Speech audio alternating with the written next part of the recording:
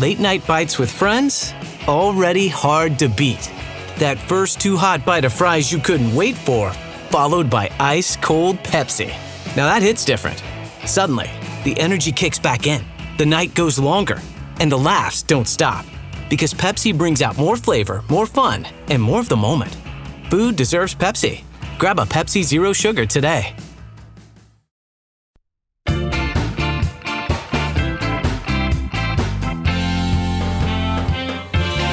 Over on HBO Max, we have a new sci-fi series called Lanterns. And here's a clip. What do you think is going on? It's no accident we're here.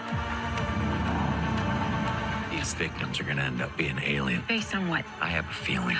He has a feeling. I think this is more than just a feeling. This is a threat no one's ever seen before.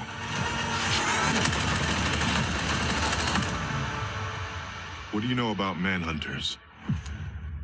Where'd you hear that word?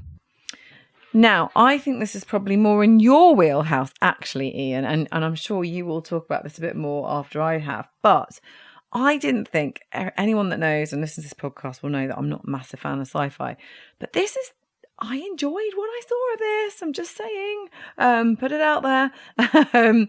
This follows the Space Cops. It's an 8-part series. Who knew there were space cops? There are. It follows this guy called Hal. He is mentoring this ex-Marine sniper called John.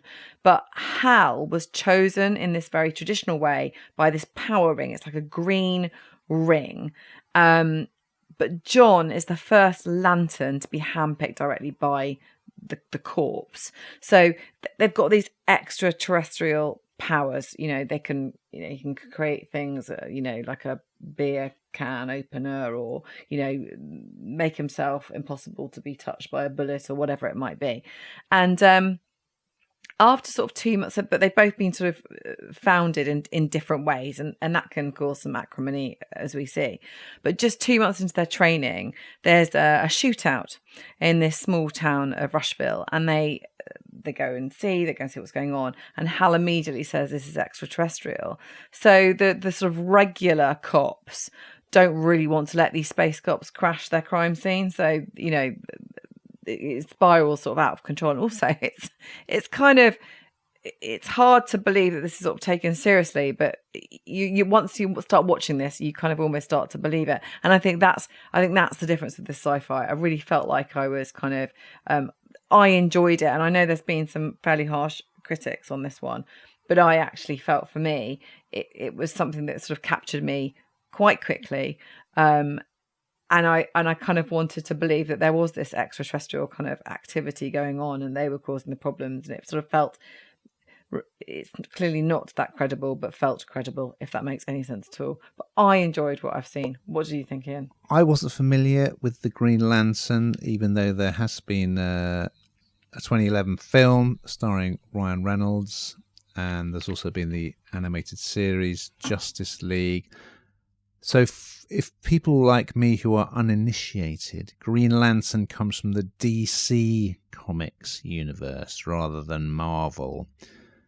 And so if you are starting to watch this having no idea what Green Lantern means or is about, you struggle a little bit initially, because as you've explained, there's this intergalactic police force called the Green Lantern Corps. And usually you're chosen by this power ring that gives you great powers. So this guy Hal, played by Kyle Chandler, who is fantastic in this. He is so good, and you'll recognize him. He's been in so much stuff. He looks amazing for his age, by the way.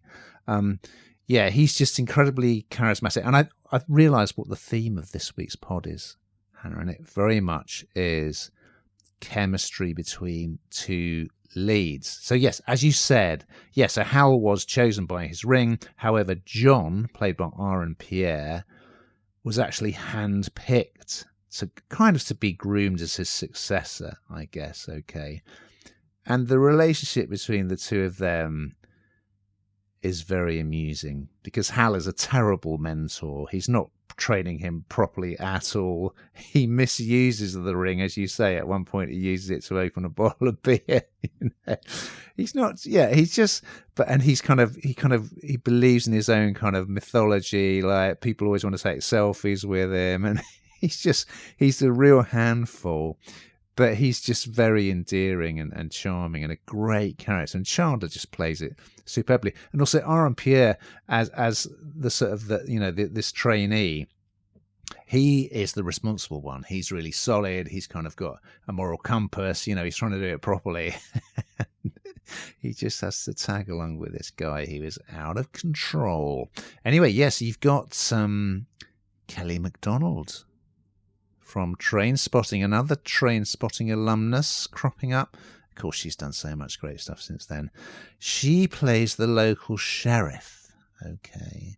And yeah, so as you say, Hal turns up in this sort of, bit of a backwater, really, saying, oh, aliens are behind this crime. And of course, everyone thinks, well, although people do know that he is an intergalactic policeman, yeah, that's all kind of accepted, which again in itself is quite weird. Yeah, they don't want him getting involved, treading on their toes, and he I won't ruin it, but he engineers this situation whereby, yeah, he gets arrested because he thinks that will then enable him to question the suspect from this shooting anyway.